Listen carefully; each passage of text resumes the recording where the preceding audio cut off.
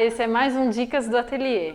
E hoje eu vou falar sobre um tema muito especial que são os pincéis, né? Os pincéis são um instrumento do nosso trabalho e eu tenho um apreço particular por esse tema porque um dos trabalhos que eu mais gostei de fazer, e já vão aí uns 12 anos, foi um manual de pincéis que eu fiz para a empresa Tigre. Eu vou mostrar aqui para vocês. Eu tenho muito orgulho desse trabalho porque foi muito bacana para mim experimentar e imagino que a empresa aproveitou e também foi muito bom porque eu aprendi muita coisa com ele. Fazendo esse trabalho, eu acabei mergulhando um pouco no tema, acabei estudando um pouco mais sobre os pincéis, além de ter visitado a fábrica da Tigre na época, eu pude conhecer um pouco o processo de fabricação dos pincéis. Ó, aqui tem algumas fotos, dá para vocês verem.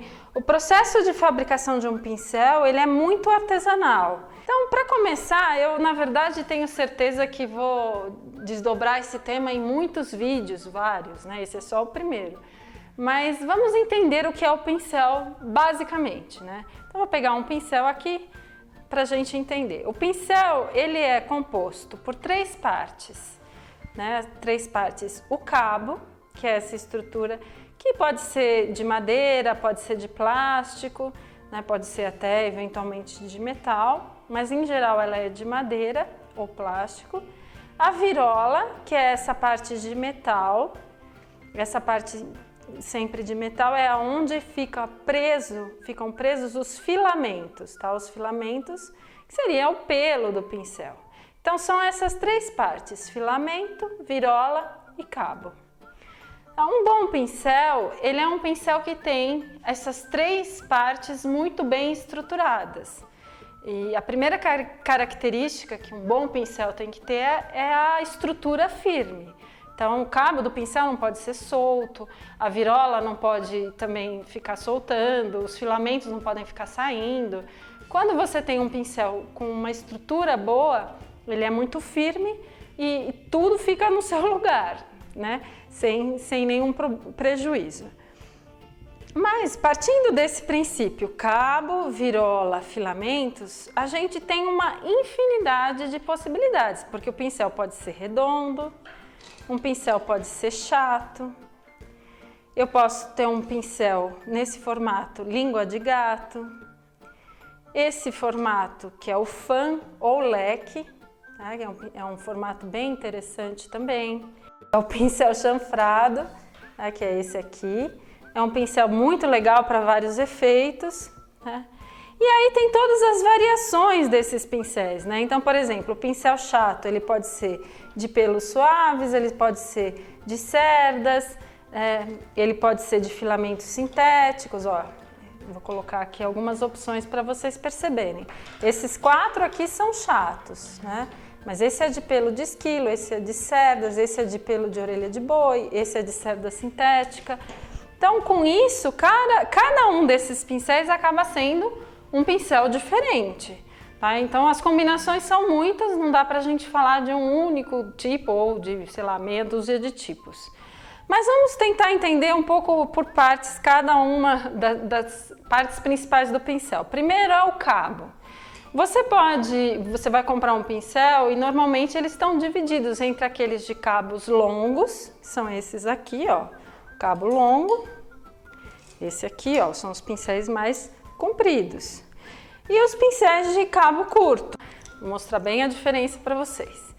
E por que a gente escolhe um pincel de cabo longo ou um pincel de cabo curto? Naturalmente, dependendo do que a gente vai fazer.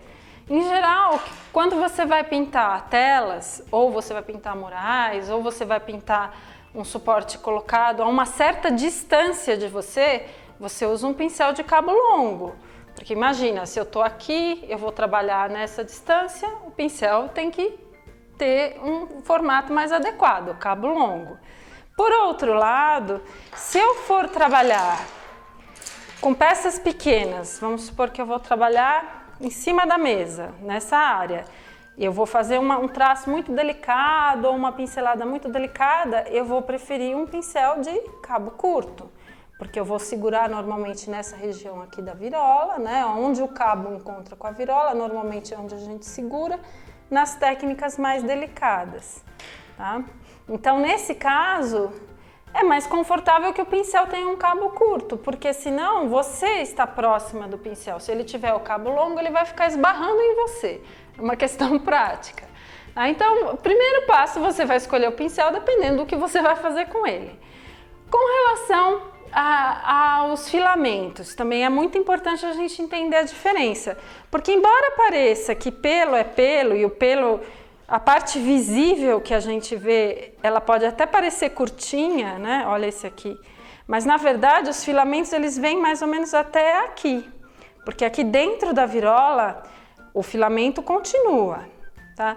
E cada tipo de filamento, que pode ser natural, no caso dos pelos naturais e das cerdas, ou sintético, se ele for feito de material de poliéster, de plástico, os filamentos têm formatos diferentes.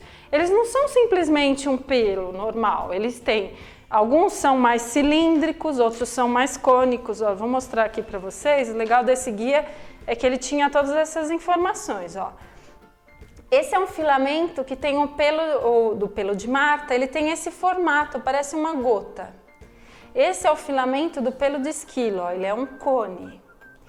Então o pelo, gente, o filamento, né, o pelo, quando a gente olha, ele não é reto como aparece aqui. Ele tem esse formato, ele termina em ponta, e aí vai uma dica importantíssima que eu queria já deixar aqui. Nunca, em hipótese nenhuma, corte a ponta dos seus pincéis, porque essa ponta aqui, ela não é reta, ela é um filamento que termina em ponta. Quando você corta com a tesoura, você tira justamente o que o filamento tem de melhor, que é a sua ponta. A menos que você queira criar um efeito diferente. É claro que tudo é permitido num trabalho artístico. Se você quer fazer um efeito de textura especial, você pode cortar o seu pincel, usar escova, usar pente, fazer o que você quiser. Mas se você quiser tirar do seu pincel a melhor característica dele, não mexa nas pontas do pincel em hipótese nenhuma. Uma outra dica bacana, assim, basiquinha. O pincel, quando ele vem, normalmente ele tá duro. Olha só esse, né? Duro, duro, duro. Por quê? Em geral, as fábricas passam um produto de amido, uma goma, né? Um tipo de cola de amido, para manter os filamentos unidos, para que eles não estraguem no transporte e no armazenamento, na loja, né? Quando for ser entregue. Para isso, para você usar o seu pincel, você tem que lavar em água mesmo. Ó. Você vai deixar de molho, ele já começa a soltar. Tá? Às vezes demora um pouquinho, esse aqui está bem engomado, mas conforme você vai fazendo assim, ó, ele já vai, na verdade, ele vai soltando, né, conforme você vai deixar. E aí, quando ele estiver realmente completamente solto, é que ele está pronto para ser utilizado, tá? E como escolher o pincel? Se eu vou usar o sintético ou vou usar o de pelo, ou vou usar o de cerda? Essa é a parte, uma parte muito importante. E o legal desse guia, quando eu dei a consultoria para a empresa, todos os pincéis, formato por formato, foram aplicados, né? Foi feita uma aplicação desse pincel. Na verdade, essa parte do trabalho, da aplicação, foi outra pessoa que fez. Eu fiz o texto.